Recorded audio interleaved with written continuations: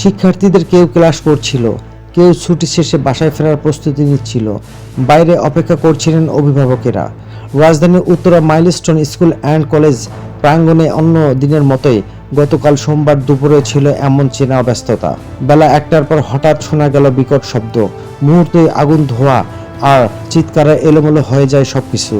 পরে জানা যায় বিমানটির FT-7 BGI যুদ্ধ বিমান স্কুলটি চত্বরে একটি দোতলা ভবনে বিধ্বস্ত হয়েছেন।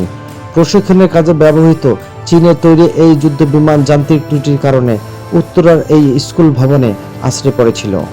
আন্তঃবাহিনী জনসংযোগ অধিদপ্তর ISPR জানিয়েছেন, বেলা 1:06 রাজধানীর কর্মীটোলা বিমানবাহিনীর ঘাঁটি AK খন্দকার থেকে উড্ডয়নের কিছুক্ষণ পর বিমানটি স্কুল ভবনের ওপর এসে বিধ্বস্ত হয়। বেলা 1:18 এই খবর পায় ফায়ার সার্ভিস ও সিভিল ডিফেন্স। বিমান বিধ্বস্ত হওয়ার পরপরই আগুন ধরে যায় স্কুল ভবনে। তখন দগ্ধ শিশুদের আর্তনাদ, সন্তানের খোঁজে পাগল প্রায় মা বাবা ও স্বজনের আহাজারিতে ভারী হয়ে ওঠে চারপাশ। গতকাল রাত 1টায় এই প্রতিবেদন লেখা পর্যন্ত মর্মান্তিক এই ঘটনায় অন্তত 22 জন নিহত হওয়ার তথ্য পাওয়া গেছে। আহত হয়েছেন অন্তত 171 জন। ঘটনার প্রত্যক্ষদর্শীরা জানান, স্কুল ছুটির সময় বিমানটি বিধ্বস্ত হয়। আবার ক্লাস শেষ করার কারো কোচিং চলছিল। যে ভবনে বিমানটি আছড়ে পড়ে সেটির পাশে ছিল শিশুদের খেলার দোলনা। কেউ তখন দোলনায় ছিল, এজন্য হতাহতদের বেশিরভাগই শিশু ছিল। বিমানটি বিধ্বস্ত হওয়ার পরপরই শুরু হয় উদ্ধার কাজ।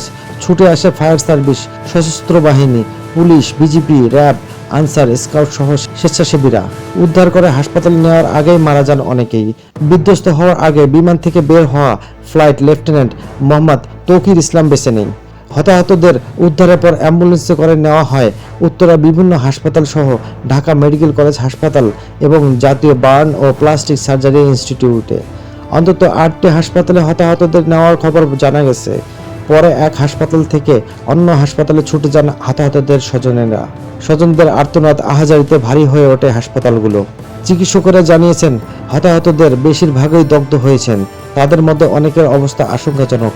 তাছাড়া নিহতদের মধ্যে অনেকের শরীর এমনভাবে জ্বলছে গেছে যে তাদের চেহারাও চেনা যাচ্ছে না।